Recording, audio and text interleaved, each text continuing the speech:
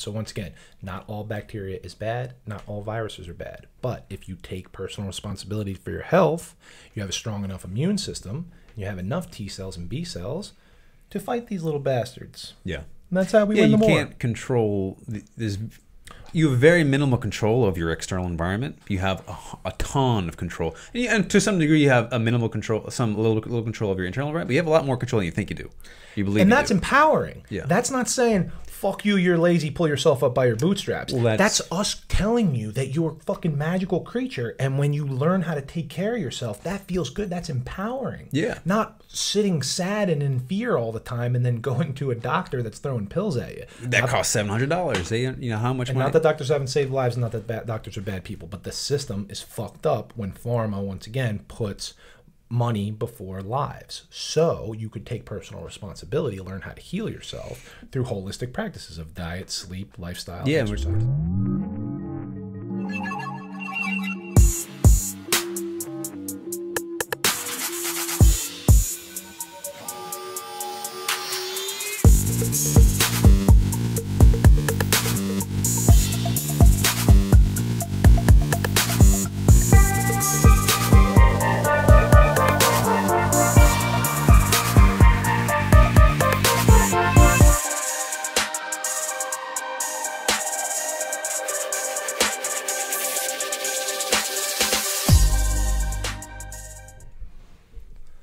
Welcome back to the Bridge Podcast. This is Sean Nixon. And I'm John Matthew. Say what? And it's fucking backwards day because I'm Sean Nixon and he beat me to it. Got him. How the hell are you feeling today, man? Waiting for my time. I know, you told me you were going to do it weeks ago. I didn't do it then, though. And I'm never ready. But that's the best part. That's how you got me, dude. That's beautiful. So today, we're talking hormones. We were hitting you with the neurotransmitters earlier in the week that are chemical messengers, and these are different chemical messengers, okay? Hormones are molecules that travel through the bloodstream to regulate your physiology and your behavior. Okay, there's more than 200 hormones in the human body, right? But we're just going to talk about the main ones in the 7 endocrine glands. Do you think it's a coincidence that there's 7 endocrine glands, 7 chakras, 7 colors in the rainbow, 7 musical notes? You lost me at chakras. I don't believe in that. Ah, I seen it in a gift shop once. Yeah. A bunch of fruity colors. Can't mean anything. But hippies. or those hippies and those Hindus and Egyptians thousands and thousands and thousands and thousands of years ago realized that they are the energy centers in the body. What? And they just so coincidentally happen to line up with the 7 endocrine glands of the human body. Just a different, that's what, like in Doctor Strange, it's a different map. Just a different map that they're looking at, right?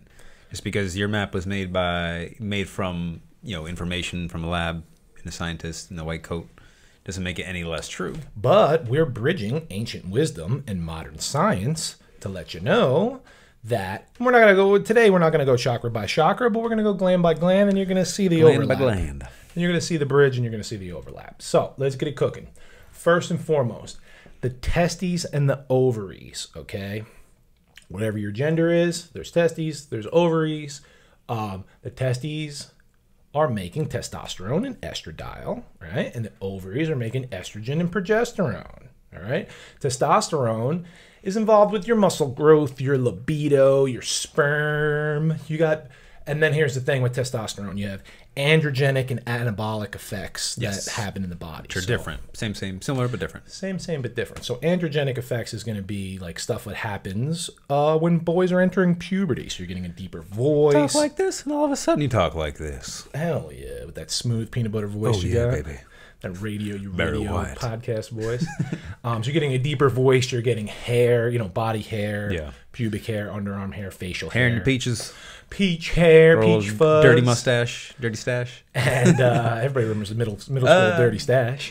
And versus anabolic, which is your muscle growth, your libido, stuff like that. Yeah, it has nothing to do with the physical features or characteristics of a man, masculine characteristics, more just physiological changes, right? Right, because if a female injects exogenous testosterone, she will experience androgenic effects. Androgenic and anabolic. And anabolic, yes. Does both, okay? So estrogen and progesterone are going to be your female reproductive hormones, okay? They're going to regulate all the nice stuff going on in the uterus and the menstrual cycle and stuff like that. Okay. Also, bone health. And then the opposite of testosterone. So your feminine features, your softer skin, your lack of hair, your higher pitched voice and stuff like that. Yeah, then also you got joint function too as well, health of that. So everybody, no matter who you are, has all these hormones, but they're in a balance. Yes. So here's the thing. Males have 7 to 8 times more testosterone. It's not that you want no estrogen if you're a man. You definitely need estrogen. You definitely need it in balance or you're going to be fucked up. You're going to have bad joints and whatever. Now, if it's too high, that's also you're going to get titties and all this other stuff. Yeah. Gynecomastia and emotional problems and hair loss with dihydrotestosterone and all this other stuff. But there's a balance. Same thing with women. You do want a good balance of testosterone. If you don't have enough testosterone, you're talking about loss of bone mass. You're talking about loss of muscle mass too, right? You need that to be a functioning human being. Those are just parts of being a functional human being. Sexual friskiness. Sexual friskiness. It's good stuff. But males have 7 to 8 times more, but everything is in a balance because that's the whole point of everything in life is balance. All right? The right ratio. So we're talking about your sex hormones. We're talking about the first energy center. And we're talking about the testes and the ovaries. See, if I don't say chakra, it doesn't turn people off. It's true. Because you sneak the information in the back door. It's the fucking the pill in the peanut butter for the dog. Yeah, the pill pocket. We're just fucking popping you with peanut butter today, baby. So then we're up next to the next energy center. We're talking about the pancreas. Okay, so the pancreas is producing and secreting insulin and glucagon. Okay, so insulin, you're going to be able to regulate it. Listen.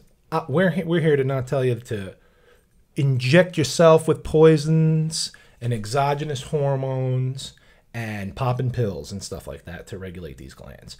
Insulin you can regulate with diet and lifestyle. So you don't say. If you don't sleep enough, your insulin sensitivity is going to be all whacked out. Interesting. If you don't exercise enough, insulin sensitivity is going to be all whacked out. If you don't eat right, insulin sensitivity is going to be all whacked out. You're saying just being healthy, living a healthy lifestyle will just automatically balance out my insulin, John? I'm saying taking personal responsibility for your health. That's good PR. Personal responsibility. PR, baby. That's going to keep you away from these powders, pills, potions, and injections that they're trying to jab you with and shove down your throat, literally and metaphorically. But a holistic personal responsibility health and wellness regimen and just a healthy lifestyle is going to do everything. So basically what we're saying is type 2 diabetes, you're insulin resistant, meaning your body's going to be pumping out way too much insulin when you eat a certain amount of carbohydrates. Yeah. All right. So and the type way 2 diabetes is also what, the number one? It's not good. It's definitely up there in terms of the number one like disease that can be controlled, right? Oh, as far as controlled, 100%. Because here's the thing: if you have type 1 diabetes, you need to work with your doctor. That's something you're born with. That's something you're born with, yeah. And that's terrible. And it's a small percent of the population, and you are not doomed whatsoever. Do you like that post? Do you like that post I sent you about that guy who almost died, who had type 1 diabetes, didn't find out till way later in life? Oh, which yeah, is crazy. But now incredible. he's like, it cost me $700 for a month in insulin. People paying $1,000. Got it down to $50. That's huge. People huge. Like that. Big pharma needs to realize that human beings health. You talk about health is first. It can't be the model for pharma because it's how much money it costs, right? Now you're gonna get me on a real side tangent. He's pushing my buttons over there. This fucking guy. He's pushing my fucking buttons. I'm not gonna do it. I'm not gonna take the bait. Not gonna take the bait today. Bill Gates can fucking kiss my ass. He's not gonna get it out of me today. But you're right. That's nice. That's the thing, because type 1 is important to use the hormones that the doctor gives you. Yes. Type 2 diabetes is an autoimmune disease that A, you done did to yourself, and B, you can heal yourself. If you sleep enough, regulate your carbohydrate intake by eating less, not none, and most importantly, adding resistance training, so maybe lifting some weights. That's going to increase your insulin sensitivity to balance out the hormones that the pancreas is secreting for you. Yeah, and insulin, the main thing, so insulin gets a lot of noise because of diabetes, but if you don't know what that is, you just heard it get tossed around. All it does really essentially is just pull glucose sugar from the blood into the body to be used in certain tissues, right? Yeah. So when you talk about insulin resistant is when the body just is so been overloaded, or that response. So overloaded. So people who develop type 2 diabetes from issues with their diet tend to eat an excessive amounts of carbs continuously. Sitting on the couch and eating too much So now sugar. the response, I'm entirely resistant to the response that insulin Yes. has, right? So now that just ends up floating around. Same concept we were talking about with dopamine. Dopamine is not bad. Exactly, right? But when you're snorting coke and watching porn all night and not sleeping, Yeah. now you're resistant to that and you need more to get less, and it's not good. Yeah, You're gonna fuck insulin's the not cycle. bad. We just want to regulate it because insulin Yes. is one of the main reasons that you can help build muscle and grow muscle. Right? Oh, that's a big one. So once again, when you're working out, you got cortisol stimulated, and then you blunt it with post-workout carbohydrates, which If you've increases heard insulin. of the insulin spike, they happen, right? So when I digest any type of carb, it doesn't happen very much with fats. It happens very minimally with proteins, but mostly with carbs. You'll get a spike in insulin, or insulin in the blood will go up, which will cause you to pull carbohydrates in, which is what you want. But which is what you want for muscle building. Which is what you want for muscle building, because you're the most sensitive to insulin when you wake up, sure. Yes, but yes. when you after a workout, Post-workout, yeah.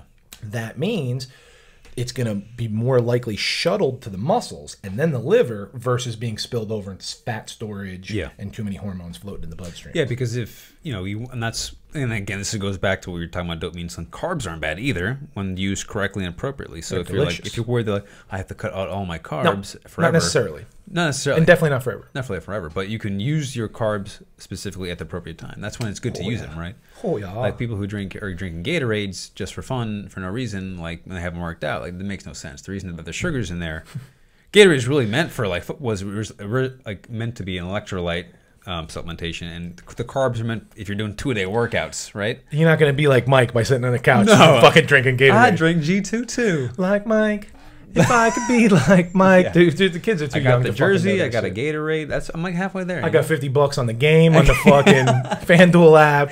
No, it's not the fucking same. But if you get your nutrition, your exercise, and your sleep in order, you can not only reverse but stop type 2 diabetes. I'm a living example of that, let alone the dozens of people that I've trained to get to this. But that's the point, is take personal responsibility for your shit and heal yourself. All right. Yeah. Then you got glucagon, also produced and secreted by the pancreas, that counteracts insulin, that promotes the breakdown of glycogen to glucose. So the glycogen is like stored carbohydrates, let's say, in the muscles and liver, and then the glucagon pushes them to glucose, which can travel through the bloodstream to do things. Yeah, so like insulin pulls sugar from the blood, or glucose from the blood. Glucagon pushes glucose in the blood. So if you have low blood sugar, if you ever felt dizzy and someone gives you a sip of Gatorade, which is an appropriate time to have some, and you're like, oh, I feel better. Like instantly. Instantly, right? It's fucking beautiful. That's just balancing out parts of your body. So that's your pancreas. Then we're moving up to the third energy center. Ooh. See, I still haven't said the word chakra yet. We're sneaking in the peanut. You just did that. I know. We're winking. It's a wink for the people that know what's up. Yeah. But we're gonna go with the third energy center, the adrenal glands. Adrenals. Okay. So the adrenal glands are these little guys based on top of the kidneys, like your lower back region, right? And they're gonna produce and secrete cortisol and epinephrine and norepinephrine. Okay.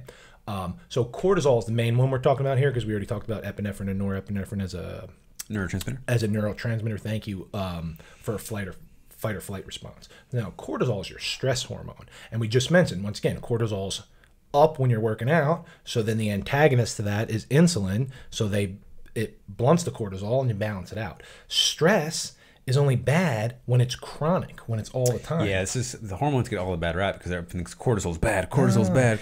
Ice bath, exercise, a sauna, that's a hormetic stressor. That's a stress that's good for you, so the body can adapt and grow stronger. In the gym, when you're lifting weights, you are not building or growing muscle. Nothing's happening. You're causing a hormetic stressor that breaks down tissue, that when you eat and rest and recover, the body knows, oh shit, Johnny's doing curls. Yeah, the pump, the size increase that happens in the gym is just fluid. No, it's fluid and inflation too. Inflammation, yeah. It's your body pulling fluid to the muscle because of the inflammation. Inflammation is also not bad. No, unless it's necessary. Chronic. Super necessary, baby. And that's what we're talking about here. So cortisol will save your ass if you're working out or running from a damn lion. Yes. All right? But you just don't want it going all the time. So if you're so the stress hormone, you say like specific, like managing, all workouts are programming stress, appropriate stress into my lifestyle, right? Because because if you didn't have, because we talk about like ancient human beings, or going back to the zebras, even better. If we go back to zebras, their stress response only happens when there's a need for it, right? Boom. But ours are all up here, not all, but a lot of them are up here, self-created.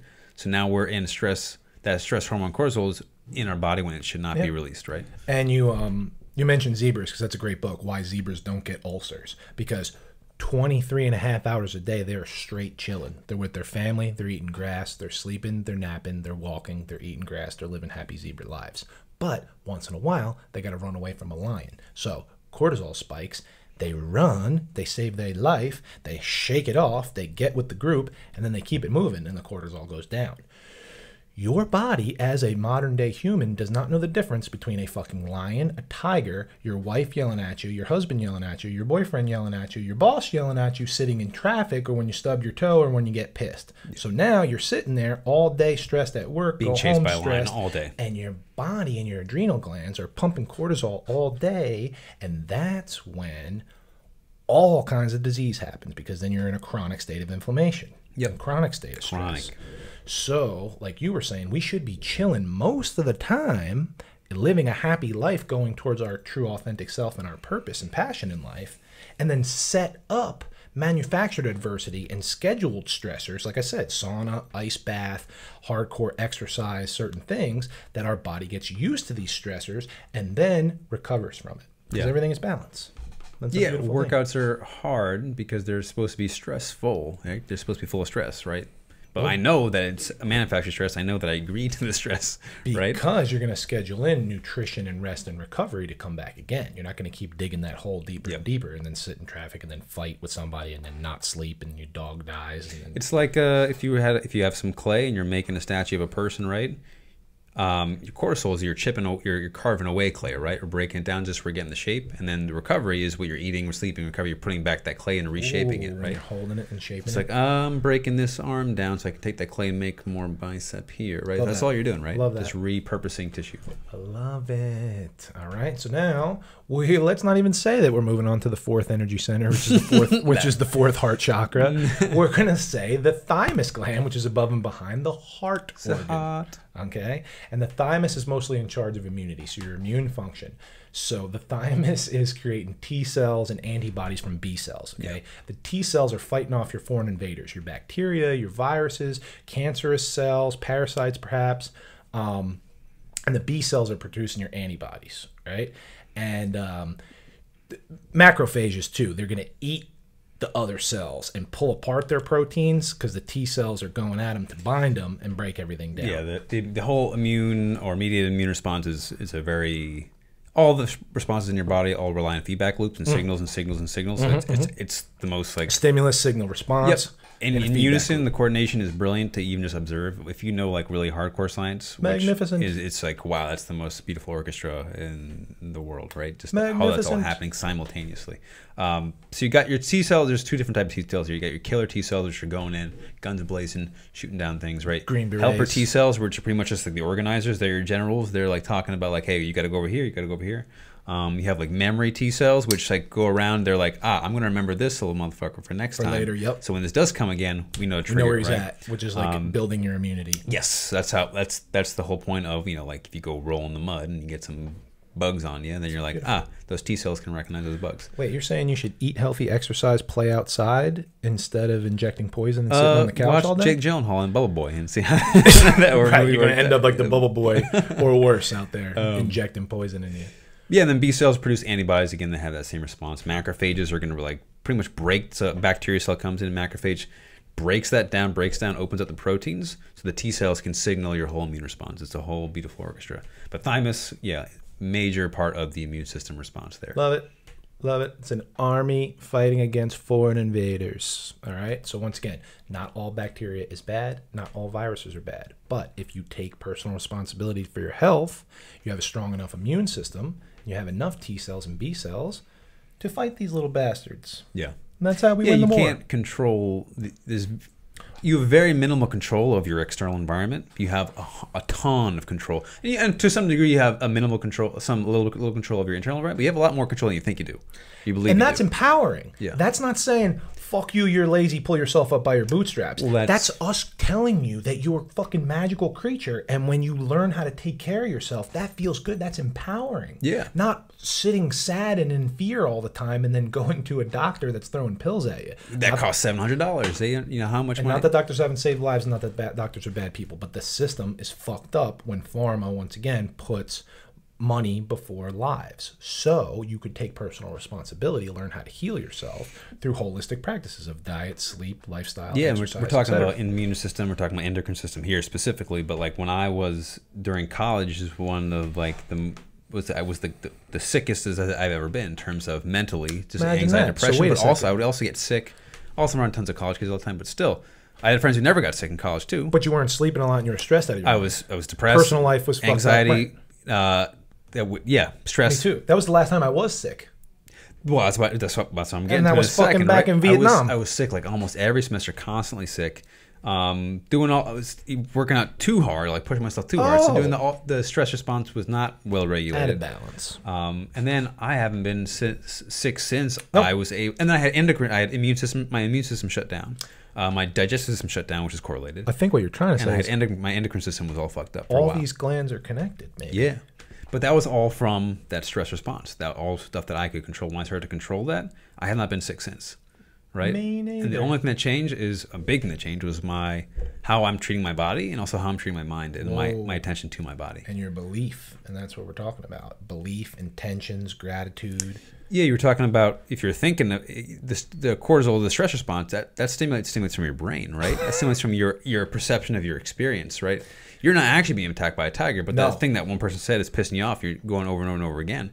That's just your body's attacking itself, and you're letting it happen by what you pay attention to. Listening to the TV and living in fear, and now your immunity is suppressed because you're living in I don't want to say fake fear, perceived fear, yeah, falsely perceived. Real fear is necessary, right, to help you survive. It's amazing to be alive. But why add extra nonsense to yourself by listening to bullshit? There's already enough suffering happening in the world. Don't put yourself in more a situation by letting that in, right? Take care of yourself, please. PR. Heal yourself. PR, personal responsibility. It's a big deal. All right. Going up now. Right. So we made it to the center. The heart space that shall not be named. And we've done the 3 lower energy centers. The 4th, magnetic energy center in the middle. And now there's 3 upper ones. The 5th wheel of... wheels. I like that. So we're not going to use Sanskrit and say chakras. We're just going to say it's like a wheel. All right. Wheels. So thyroid. We're not going to say throat chakra. We're going to say in the back of your throat, there's a thyroid gland. Okay. It regulates... guy? Yeah. Regulates metabolism. All right. So metabolism, we're talking about all your speed of your cells. So we're talking about your heart rate, your respiratory rate, your body weight, your body fat storage, your temperature. A lot of your autonomic or automatic responses that happen in the body, right? When you're just sitting here. Like right now, my blood pressure is being regulated, my breath, my heart rate, my sweat, my glands are all being regulated, my body temperature. That's all happening. Magical. With the help of my thyroid. Magical. So there's a myriad of different hormones that come into the thyroid. We're going to talk about the main ones, T3 and T4. All right. So once again, you've heard of hyperthyroid or hypothyroid, whether you're making too much of these hormones or not enough, and So you think fast metabolism for hyperthyroid, you think slow metabolism or low metabolism for hypothyroidism. But once again, some people may need to see a doctor for this, a good endocrinologist that's going to regulate these things. But you should not be on pills and injections for the rest of your life. You should get your lifestyle, personal responsibility for your health and wellness, and get your sleep, nutrition, and exercise to regulate and balance these hormones. Yeah, it's all we talk about personal responsibility a lot, and that's just the big thing because it's really important. But let's break down that word responsibilities means just how you respond to a situation, right? So if I get told I have hypothyroidism, my responsibility to it is how I respond. So it's either I'm a victim. This it's either sucks. Like, oh my God, I'm going to be fat forever, or it's like, okay, well, how can I? What is it that I can do to reverse the effects, if any? Right? Maybe I can't reverse entirely, but what is it that I can do? Can I do something? Because if there is something I can do, I want to do it. Right? And that's empowering. And that's just a response. Beautiful. That's a response. That's the power that you have. And it's not a right or wrong response. It's just a different response. So just how are you going to choose to respond, right? Your personal. One makes you feel good. One makes you feel empowered. One makes you feel really afraid, which will stimulate more cortisol, which will stimulate more, that's a cascade. Eating of carbs, which will stimulate more insulin. So it's when your body's living in fear and thinks you're the victim all the time, that's what you're setting up in the universe. Yeah. Versus I'm taking charge of my shit. I'm using this adversity as an opportunity to grow stronger and here's the steps I can do. Obstacle is the way. Obstacle is always the way.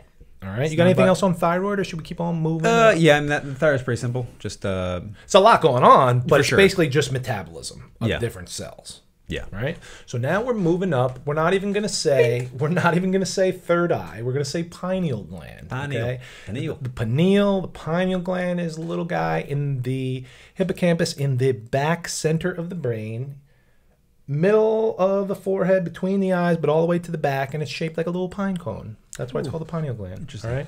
And it's going to, produce and secrete a whole bunch of hormones, right? But we're going to talk about melatonin and serotonin. We already talked about serotonin as a neurotransmitter, right? But we're talking about melatonin as a hormone to get you to sleep. And these are your light-dark cycles and your circadian rhythms. Yeah, melatonin, precursor to serotonin. So you need melatonin production if you want to produce serotonin. And that's just how that works. Our balance. So it's day, night, light, dark, melatonin, serotonin. So not that they're not juicing. Got your day quill and your night quill. No, don't do it. Don't do it. Do them both. Woo! Bro, I've done it. It's not good. You get all itchy. You ever do the tussing and shit? Some robo tripping, some double cupping. When I even was aware of that, it had already been banned. It already been cut off. You young kids don't know about the good drugs. Well, I remember the South Park episodes when I first found out about it when I was a kid. They banned everything, dude. I was fucking. I wish I robo-tripped. That'd been sick. No, it fucking sucks, dude. I was doing Robitussin, fucking what was the shit? What was the stimulant that they banned? Ephedrine, dude. Oh, well, that's baby, that's Robitussin and ephedrine together? Yeah, fuck yeah, dude. Well, ephedrine used to be part of the ECA stack, right? You got the ephedrine, caffeine, aspirin was the ultimate cut. Who are you talking to?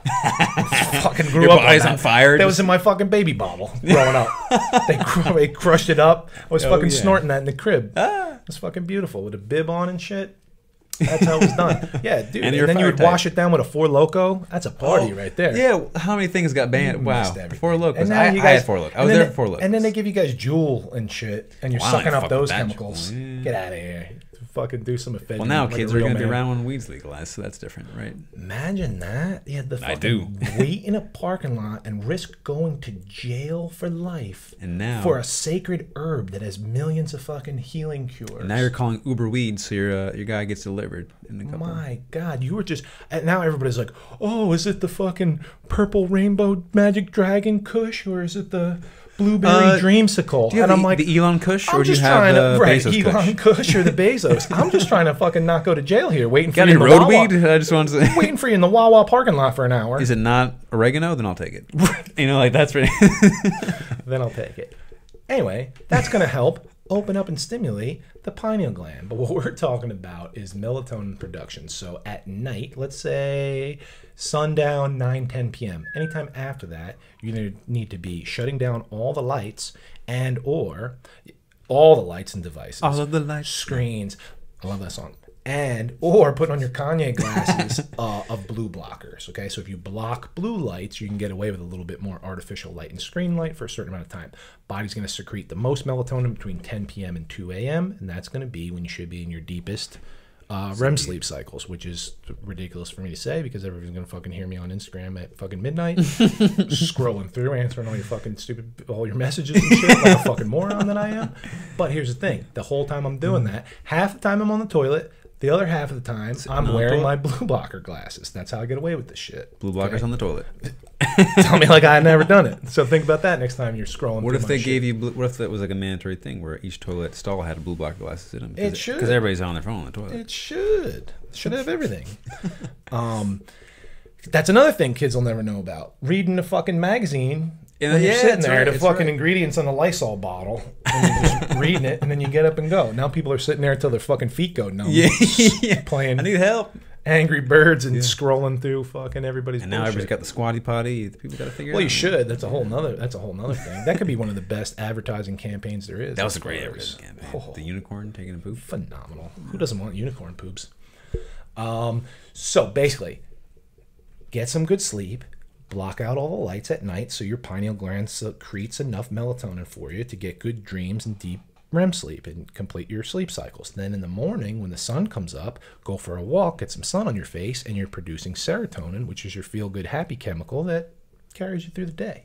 And they work in synergistic balance in a cyclical form, just like everything else in life. Yeah. All right, so moving on. Last one, Pituitary gland, okay? Once again, we're not going to say the 7th energy center. We're going to say the pituitary gland. That's going to produce, once again, a myriad of different hormones. Plethora of hormones, all right? Your HGH, which is your growth hormone, prolactin, which is a sex-binding hormone, oxytocin, we know, which is your... The huggle? The huggle, snuggle, cuddle, love, neurotransmitter and hormone. FSH. Follicle-stimulating hormone. Okay. LH, luteinizing hormone. Thyroid-stimulating hormone.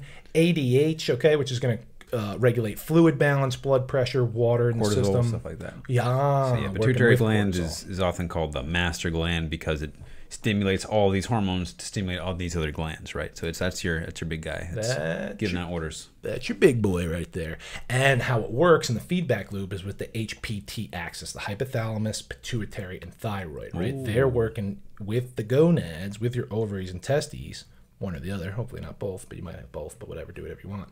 That feedback loop of the HPT axis, hypothalamus, pituitary, thyroid axis is controlling pretty much everything in the body, specifically sex hormones to brain function and all these other things that we've mentioned. Growth hormone, which is going to grow all tissues, specifically muscle, but any tissue. Prolactin, which we talked about, which is going to latch onto sperm and stuff like that and create those type of fluids. So many different things. And people think pituitary, they think of... at least I do, and at least I did when I was a kid. Just like I think of just growth hormone getting taller and just gigantism and that kind of stuff. Because if there is dysfunction, if you can see how many hormones are going on here, so if there is dysfunction or something wrong, or like tumors in the pituitary gland or stuff that happens there, that is like not like of all the places to get them, that's a really dangerous place because the side effects or the effects that has on the rest of the body are numerous. Yep. And I like how we can take this from like a mystical, spiritual standpoint and see which energy center or chakras blocked off and do different mantras and Reiki to pull energy blockages out, or even like acupuncture and stuff like that. Line up your meridians and your energy.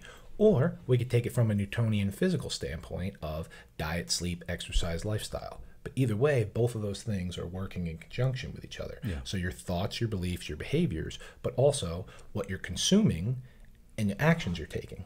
Yeah, like why not look at both maps? That's what I'm talking about. Why not look at all the maps, right? That's what I'm talking about. Why would you? Because if you're not looking at one out of spite, then just observe that you're being spiteful, and that's never helpful to anybody. That's just ignorance. Doesn't serve you, bro. That's just like righteous ignorance. Is what that is, right? Oh, been there. Yeah, me too. Not me as too. fun. That's not fun.